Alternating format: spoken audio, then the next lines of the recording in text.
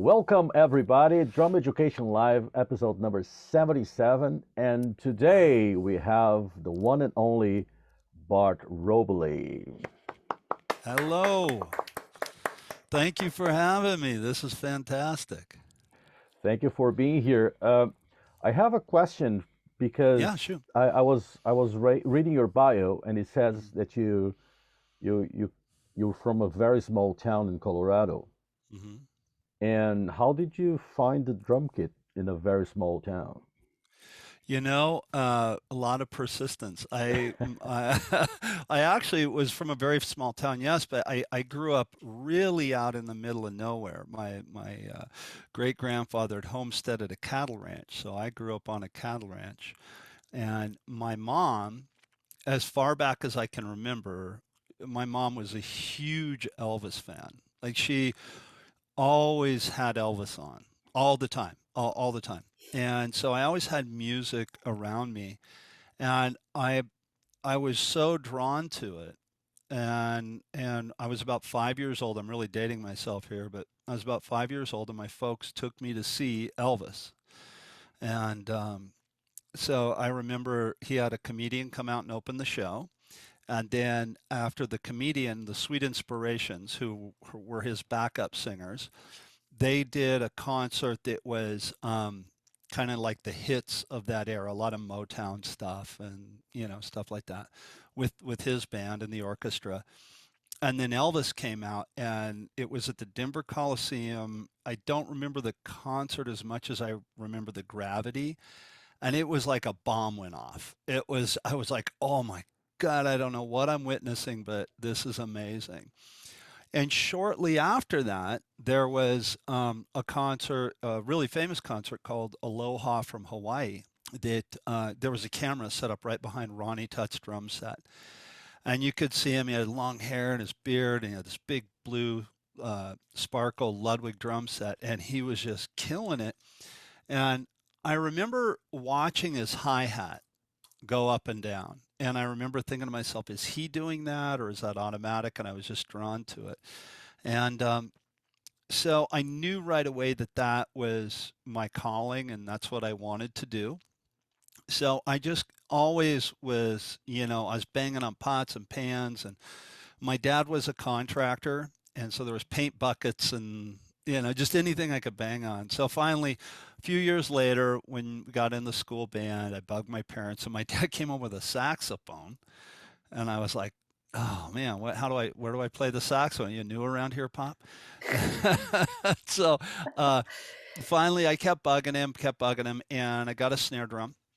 I got a practice pad and a pair of sticks. Just started with these guys right here, and a pair of sticks and a practice pad. And then a couple years in, my first drum teacher, Robb Heskett, said to my mom, Miss Robley, I think Bart's ready for a snare drum. And so I got a snare drum, and just it's been in my life as far back as I can remember. Cool. When did you get into teaching and educating? I got into teaching and educating. I was working at a music store in Colorado. There was a chain of music store called Von Knight Campbell's, and they were kind of a dual-sided store, if you will. Um, and I had already been given lessons to my friends at school, just here's how you do this, here's how you do that. And I always wanted to help people, or I was picking somebody's brain, one or the other. But anyway, so I'm working at this store. I'm in high school, junior high school, I think, working, selling drumsticks and guitars and drums and stuff like that. And the guy that was a teacher there, one of the drum teachers, the drum teacher, his name was Randy Brown. He didn't come into work one day. He was sick. And so the manager pulls me aside and he goes, "Hey, Bart, Randy didn't call his students and tell him he wasn't coming in. So you play drums, so you're going to give the drum lessons today." I was like, I don't know how to give a real drum lesson. But so I just kind of trial by fire. I went in and I did it. And then I, I could do it. I could explain my thoughts and I really enjoyed it. And I think I enjoyed the fact that once I showed somebody how to do something, that again, that I could convey a thought and that I could, well, this is how this works, and then the student understood it. And so to me, it was bigger than myself at that point. It wasn't something, that was just about me. I was kind of passing it on at that point. I really enjoyed that. How old were How you old were when you you then? when you when you taught the first lesson? I'll tell you the truth. I was a teenager. I had, like I said, I'd already kind of when I was in junior high and high school, like some of my buddies, we'd always get to, we'd, if you play football, you hang out with football players. If you play drums, you hang out with drummers. So me and my buddies always had, sticks and we're banging on something. So we were always showing each other things. But I guess like the first real formal, okay, I'm going to teach some drum lessons. I was a teenager and, and I it was better than flipping burgers. So I always kind of did. And then even as I got older, like if I had to support myself, if I had like a regular day job somewhere, I always was either, I've been in a band my whole life since I got out of high school and going through the college at Fullerton College and stuff. But I always had students. I've always been teaching. And then there was a point where you just kind of make that big leap, and you go, I'm not doing anything else. This is what I'm doing. And I went for it. But yeah, I started when I was a teenager. I'd really like to know about your influences when you got into drumming. Who are your main drummers that you look up to? Man, Kara, it's such a great question. And anybody that can make a pair of drumsticks work, my hat's off to him. There's never been anybody that I see play and I go, gosh, why didn't I think of that? I think you're always kind of influenced by stuff. But as far as like the people that made me really want to do it, I mentioned Ronnie Tutt, Elvis's drummer in the 70s who went on after Elvis passed away to play for Neil Diamond.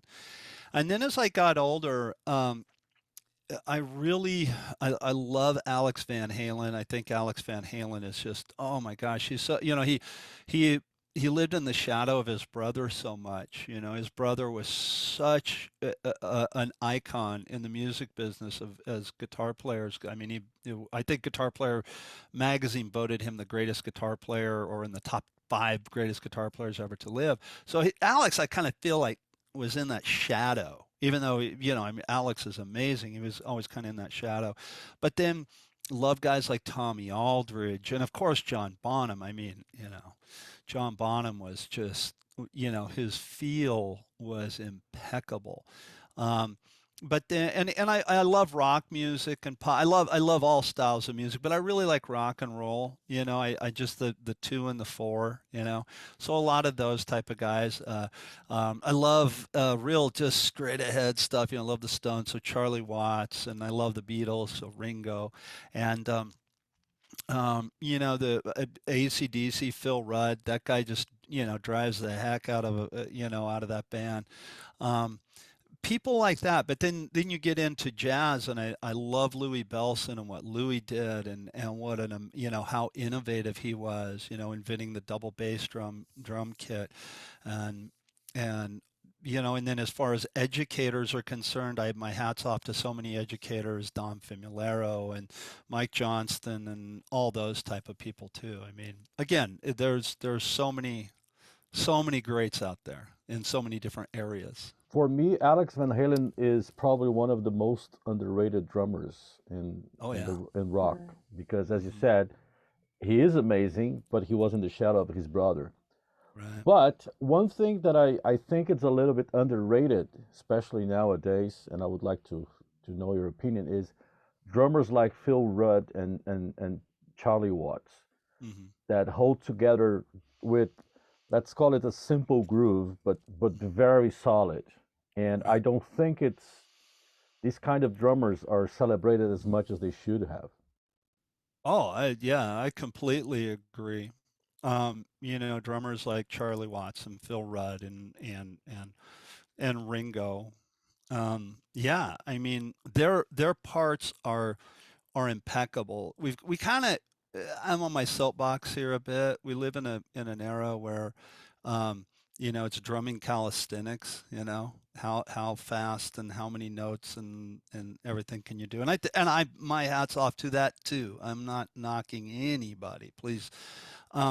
But I really think that the art of playing for a band and being a drummer in a band that creates the pocket, no matter how you slice it up, the three most important things to drumming are groove, time, and feel. You take one of those things away, one of those elements away, you're playing the right groove for the song, but your time is off, the feel's shot. Right? You're playing the wrong groove, has the wrong feel, doesn't matter how good your time is, right? You have to have all three of those elements. And I think drummers like yeah, Phil Rudd, Charlie Watts. I'm an Elvis fan. DJ Fontana before Ronnie Tutt. Um, just playing the right part for the song is so important. Somewhere along the line, I think it became, hey drummers, look at me, and that's fine too. I mean, we don't sit on stage and go like this so people don't watch us. I mean? and we don't practice double bass at 1 billion miles an hour, so that we don't impress our drummer friends. But I think at the end of the day, the most important thing is the song. I really firmly believe that. And if you look at bands like like the Beatles, for instance, right? Okay, Ticket to Ride. Doom, brada, doom, blam, blah, doom, da, da, doom, blam, blam. Not the hardest thing in the world to pull off, but man, I would have loved to have been a fly on the wall in that session and go, man, how did you think to do that? Because so many drummers would have just doom da da doom da doom da, right? I mean, I know I would have. I'd have been like, oh, do this, it'll work. But the fact that he thought to do something bigger than that is amazing to me. Yeah, yeah. Yeah, yeah. Kira? No, no, no, well, Felipe, what about you? And Sarah, Kira, what about you? I mean, you guys are those things? Is that the way you feel about like kind of the groove as well, and drummers like that? That's the funny thing. The older I get, the more I get satisfaction of just playing the groove. Mhm. Back when I in my early 20s, I wanted to have, you know, an Ludwig octopus with Yeah, 16 cymbals, yeah, and four bass drums, and right, and and use all of them all the time in all the songs. right. Uh, Nowadays, I I appreciate the groove a lot more. Sometimes I'm playing and I something that I would never do 30 years ago. I play like almost the whole song until the chorus, just the groove. Then when Mhm. when the chorus is coming, then I play a fill. But other than that, I'll stick to the groove. Right, right. Kira? I I don't know. I think I probably need to do a bit more of that sometimes, especially if I'm doing my odd time weirdness. But um, I agree with what you're saying about groove and feel, and I do feel like it's not really as celebrated as it should be. Because I know Mm. for me, when I've got a new student or someone who's coming for a lesson, then the hardest part for me is trying to explain that to them, that how important groove is, and I feel Right. like it's missed out so many times, and it's so important to make it Yeah. feel good. And I think that's kind of left off the drumming menu a lot of the time. Right. Well, I watched some of your videos, and you're talking about odd time. You love odd time, I take it, correct? Yeah, a little bit. Find it That's fun. great. Not a And little and if you bit. Be think honest. about like I'm a freak. I really like it. I'm a nerd. Okay. hey, okay, that's fantastic because look, think about it this way, right?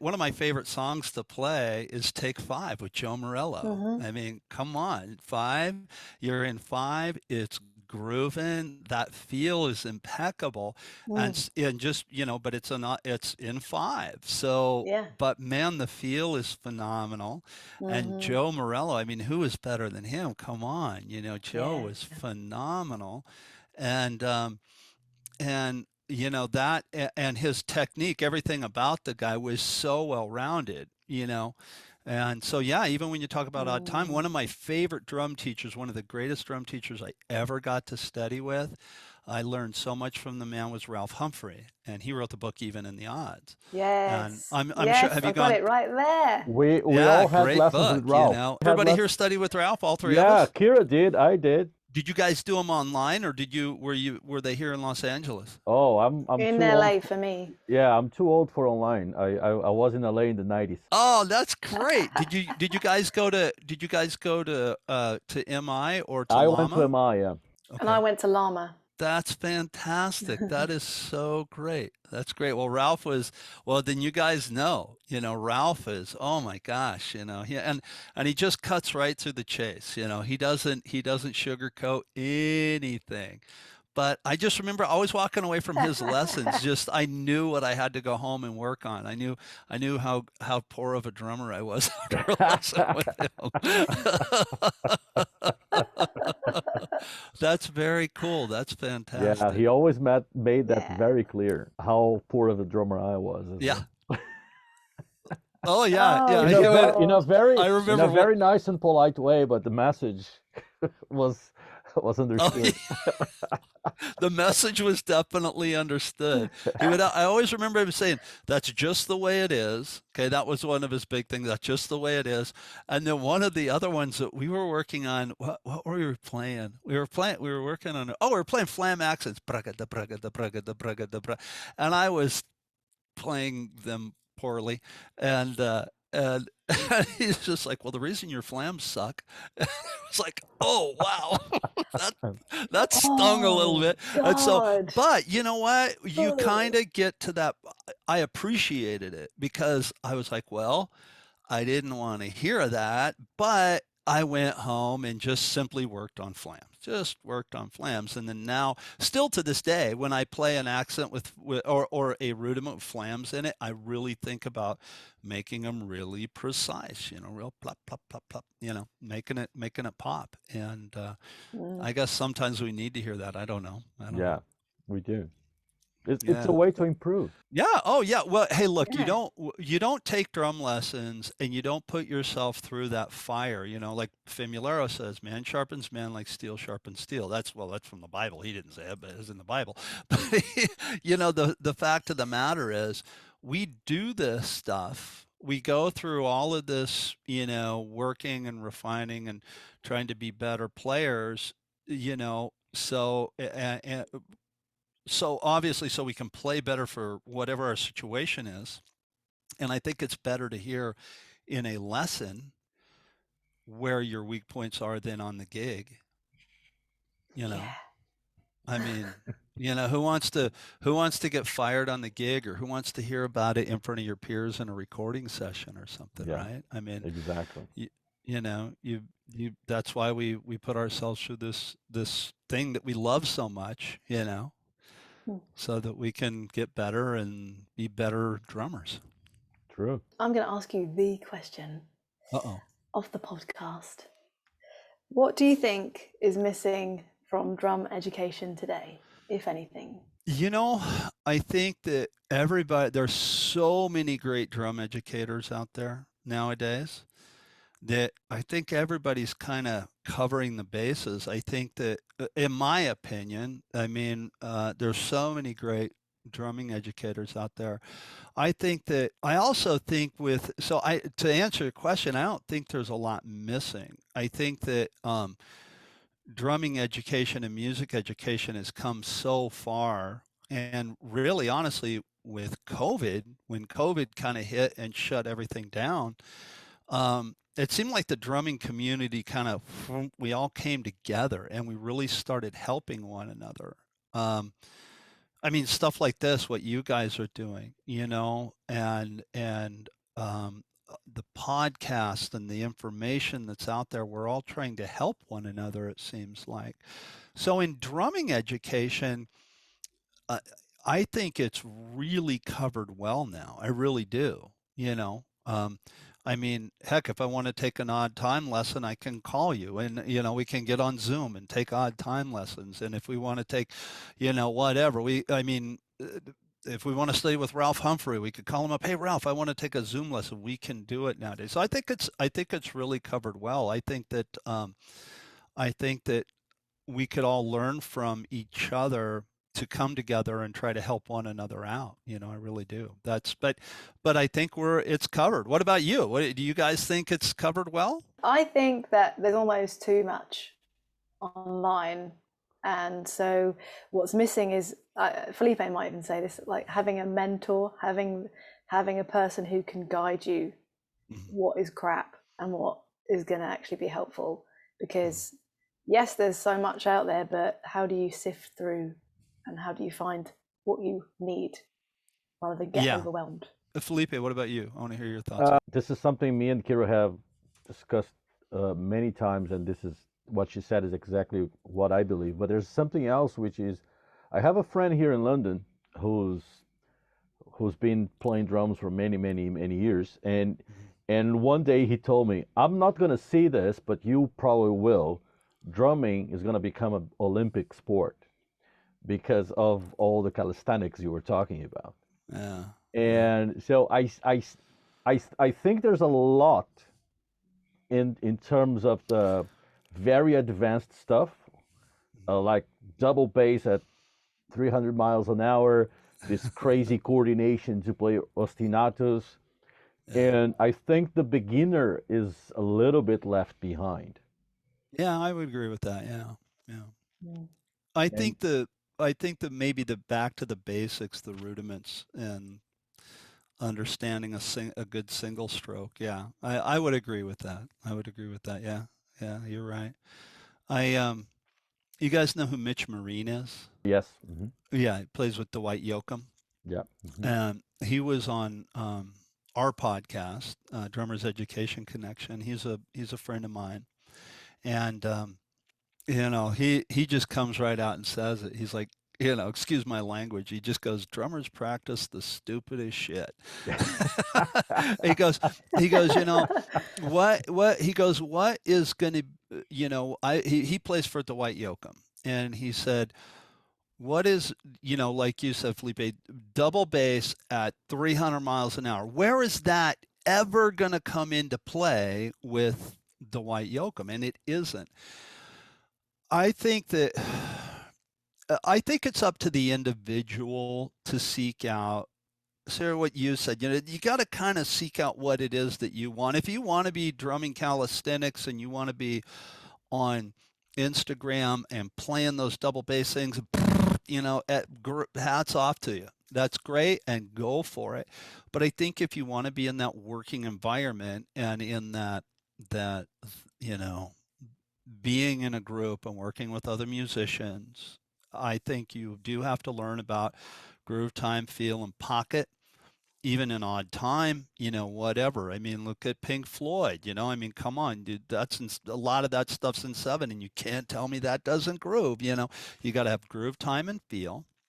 You've got to be able to hold that together. And a mentor, because I do think that I would agree with that. I think that a lot of times young kids, they see nowadays, like in my case, I saw Elvis and I saw Ronnie Tutt, and I saw that he was driving that whole band, and I don't know how I got it, but I did. And I think nowadays maybe that element of the band is taken out, and it's just the calisthenics. And so I think it's up to the individual. What do they want to do? Do you want to do drumming calisthenics? Great, go for it. If you want to be in a band, go for that. I was talking to Kira some weeks ago, and I said I had a very humbling experience. Because on my last day at MI, we had a test for contemporary drumming that Ralph Humphrey used to teach. And the very last thing I needed to play was 4 bars of the Black Page. Oh. That was the final exam for contemporary drumming. Good luck. And obviously, I was practicing those 4 bars like there was nothing else in the world, so I could barely make it, right? And I left the building, got into the car, and went to play a blues gig. Right. Exactly. I went from the Black Page to 12/8. Exactly. So the rest of the night was either 12/8 or shuffle. Right. Exactly. And the backbeat. That was it. Hmm. So Hmm. that put things into perspective.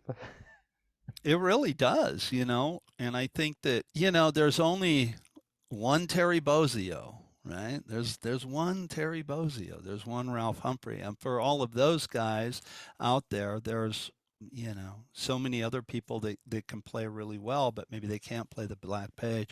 I have um, the band that I play with. Um, we have a show that we do called Turn the Page. It's a tribute to Bob Seger. We have it's really kind of three bands in one. We do our original music, then we do a lot of southern rock type of stuff like Allman Brothers and that sort of stuff. I really like it because very jazz and rock kind of fused together, like you hear with the Allman Brothers.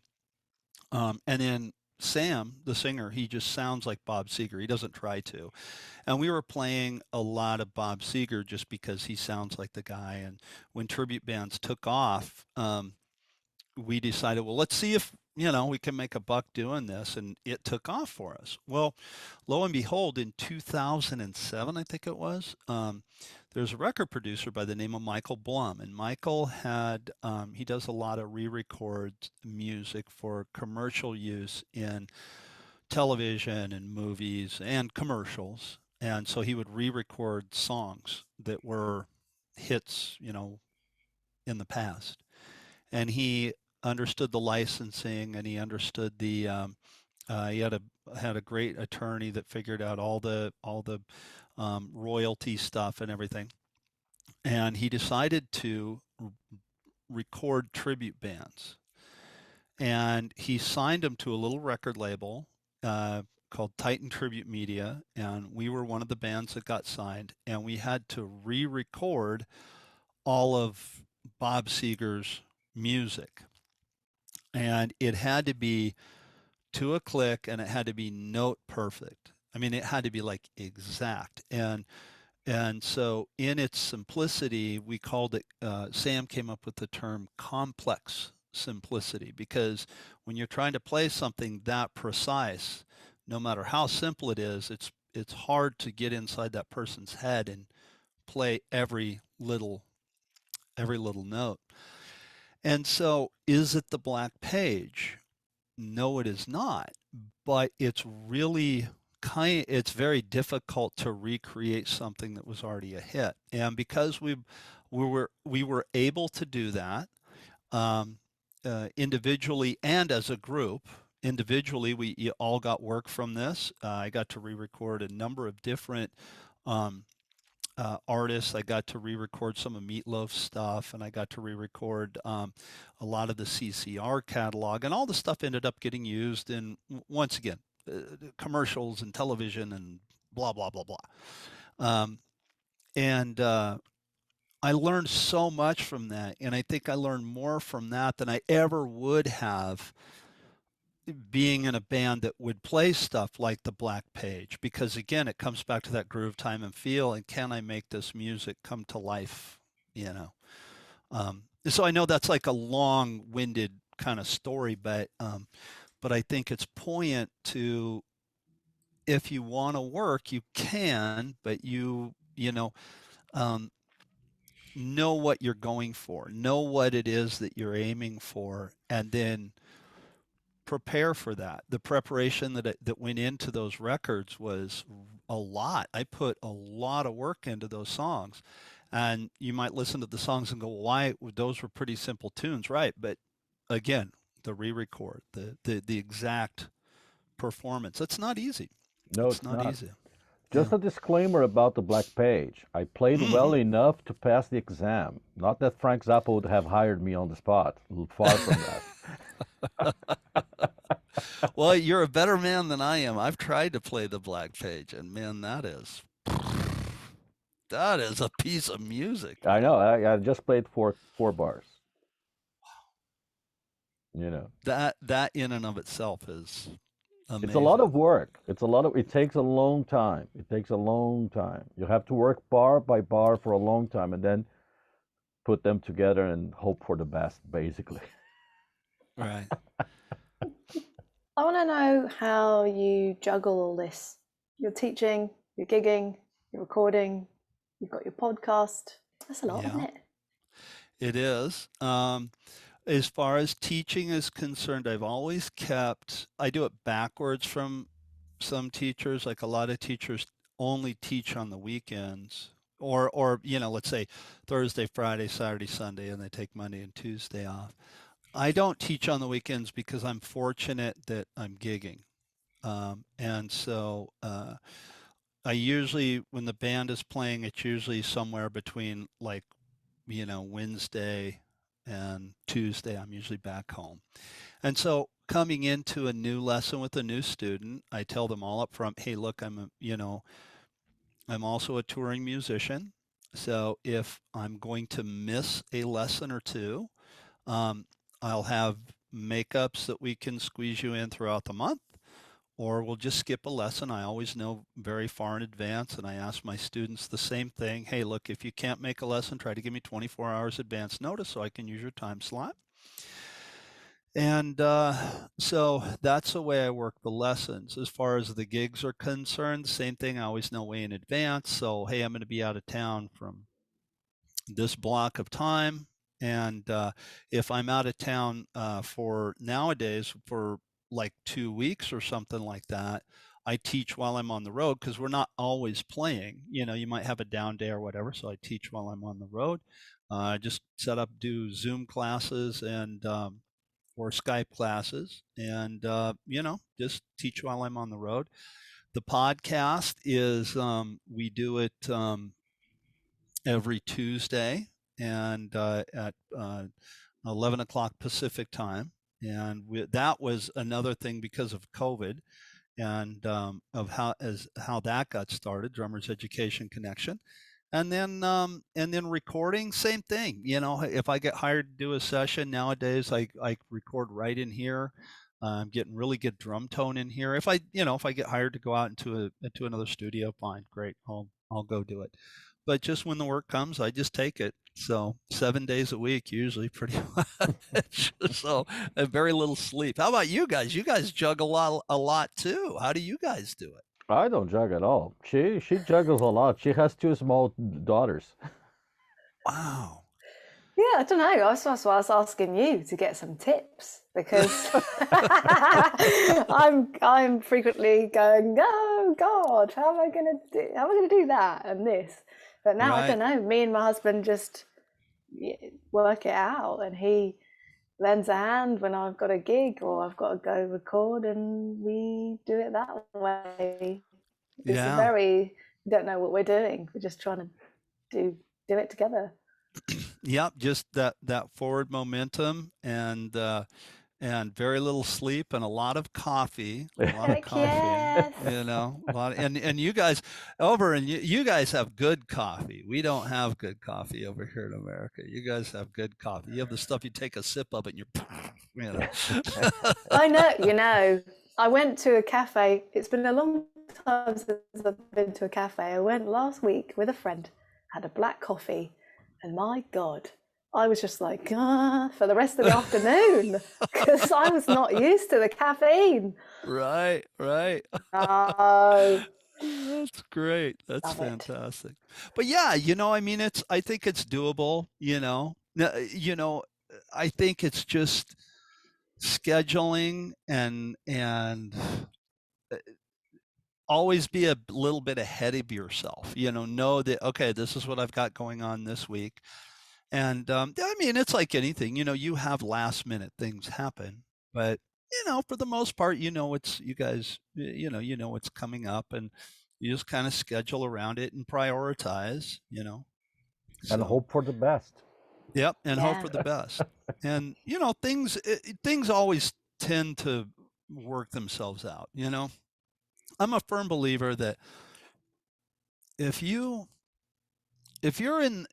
doing this, you're doing it because you love it. There's so many times, I don't get up at 3 a.m. and drive across town to get in a van to go to the airport, to fly to Texas, to do a show, to come home and teach the next day because I don't like it. You know what I mean? And that happens. That does happen. There's been, I give you a scenario. We we had a gig in Texas. I pulled that one out of the air a few months ago. It was right when we moved into this house. We just bought the house. We closed on a Thursday on the house, and I had to fly to Texas for a show. And so we flew to Texas and we did the gig, but we had a 2-hour drive from the gig to the airport. And then our flight was at 6 a.m. to be back in California. So literally, I mean, you get done with the show, you get an hour's sleep, you get in the van, you go to the airport. Very little sleep, sleep on the airplane. And but again, I mean, I love doing it. I love being able to do this. And so you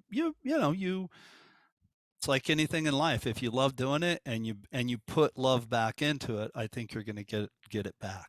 Exactly. Like Paul McCartney says, the love you take is equal to the love you make. Exactly. Love that. Yeah. Yes. And there was a Brazilian author that he wrote books and chronicles and all sort of stuff. And one of his essays, let's say, he ended in a very funny way, but it makes a lot of sense. He said, "In the end, everything is going to be fine. If it's not fine, it's because it's not the end yet." I like that. Yeah. Oh, Yeah. I Yeah. really like that. Yeah. That's really Yes. that's fantastic. Now, and I mean, it's got to be incredibly rewarding, Sarah, for you too, because you have 2 little girls. You're in a band and you teach and you do all this stuff. As tired as you must be, it's probably phenomenally rewarding as well. Yeah, I mean, that's why we all do it. Having the girls drives me more forward because they need to see an example of someone doing what they want to do. Right. That old saying, there's an easier way to make a buck. If I was in the music business because I wanted to be rich, Yeah, I was thinking, I'm certainly not in it for the money. Right. Yeah. Exactly. I mean, there are, again, we said a second ago, Terry Bozzio, right? We're talking about the Black Page. Well, there's very few people that get, the income that Charlie Watts got or that Ringo got. There's a very select few people, and if you can do it, awesome. My hat's off to you, and I hope that's that can happen for a lot of people. But if you find your niche in life and you really are enjoying what you do, and you love playing music, and you can make a buck at it, and then that's great, man. That's fantastic, And I think that comes back to the teaching thing for me. I don't know about for you guys, but for me, I love teaching. I love seeing people move forward. I love watching a student have progress. I have a student that I had this conversation with. As a matter of fact, a week ago today, one of my Wednesday students, and she was saying that she was upset because she wasn't where she wanted to be as a drummer. She was saying, I want to play over here so bad, and I'm not there yet. And so I told her, I said, well, think backwards. A year ago, could you do any of this? Could you, you've been with me for about a year, and you just had started. Now you own 2 drum sets. You got a boyfriend that plays guitar, and you're in a band together, and you and your brother play together, and you can play all of these songs, and she's playing the songs. She's doing really well. And I'm like, a year ago, I just showed you how to play your first route. We did do ACD. We did back in black. You're doing Phil Rudd. Well, now you're doing this. And it kind of, it hit her, and she's like, oh yeah, I get it now. And I think that that's something we have to remind ourselves, and we have to remind our students that, hey, look, we do this because we love it. We do it because we want to see people grow and reach their goals. We have goals, of course, that we want to reach, Sarah, like you said, I want to be an example to my daughters. That's amazing. How many people get into drumming and say something like that? They don't. They get in and say, I want to be Charlie Watts and I want to make $1 billion. But you want to be an example to your kids. That's fantastic. Felipe, how many drum students do you see on a weekly basis? Because of COVID, I changed my business a little bit. But before COVID, I was seeing between 20 to 25 students every week. That's great. And then with COVID, are you just online now, or what's happening there? There was a bunch of stuff that happened, but I have a business partner in Brazil, and we have online courses for the Brazilian market. Oh, wow. So they are on a platform called Hotmart. We have three courses: one about hand technique, one about drum fills, and we just launched the new one about feet technique. Okay. So That's and between the three courses, I think we sold around 250 courses so far in 18 dang, months. good You for know, you. yeah. Good for So you. now I'm busy editing videos, not teaching. There you go. But hey, look, your business plan changed, right? And I think, hey, right there's inspiration. There is, as a professional musician, you will have to stop and spin on your heel so many times in your life. Okay, this didn't work out. Or it did work out for a period of time, and now I'm going to go over here and I'm going to do this, Um, that's the way, that you have to do it. Yeah. And so what about you? How many students do you see a week? How many private students do you see a week? Yeah, it's about 25, That's great. roughly. Yeah. Right. And you probably love seeing them grow, right? No, no. No, it's great. It's really nice, isn't it, when you have those good times with the students and it clicks in them and they can see, oh my God, I couldn't do this last Yep. week or whatever. Right. And then they're just getting it. It's like, this is why I do it. Yeah, Really rewarding. exactly. How about you? Oh, as students, right now I'm at 43 students a week.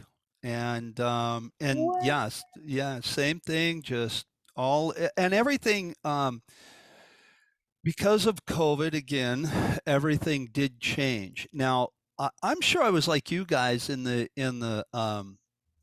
fact that I was already teaching online. I already had, quite a few students online.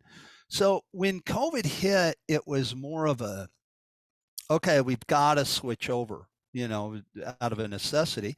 And most of my students ended up really enjoying the online lessons because I have a 3-camera setup. So this is the camera. This is my online or my onboard camera here, and then this is, you're just going to see a black wall. That's basically where I sit, and at the drum set right there. Turn on my light, and then I have the overhead cam, and that should brighten up there. And then I have Cool. foot cam down here. The lights aren't on, so it's Fancy. a little bit dark. Sorry about that. And then back here. So I wasn't expecting it, so I didn't know those lights on. I just kind of upped my game there as far as like, okay, I'm gonna set up different cameras and get a little bit better sound and everything. And then when COVID kind of started going away a little bit, and they loosened up the restrictions here in California. Most of my students were like, you know what? I like the online lessons because I don't have to fight traffic. I've the parents, like I got one student that's got soccer. I got one kid that's got soccer, and I got another kid that's got football, and then I got to get her to drum lessons and him to piano lessons. So online, it's worked out great for the parents. And with the camera setup, I've found that a lot of my adult students, they're like, you know what? I can see your hands better than I could in an in-person lesson because you're right there. Your hands are right there. So, it's worked out really good. It's worked out really good. And again, it's just kind of like, spinning, a little bit on your heels, and yeah. All right, You're Bart. on. Thank you very much. Thank you so much for coming on. Oh, And thank you for having me. This has been a real joy. I've really enjoyed it so much. Thank you.